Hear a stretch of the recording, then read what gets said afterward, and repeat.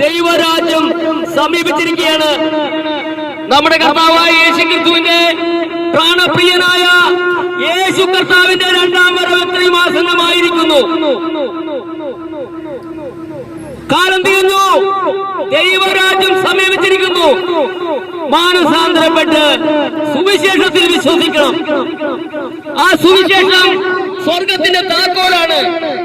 സ്വർഗത്തിലേക്ക് പോകുവാനുള്ള ഒരു വഴിയാണ് സുവിശേഷം.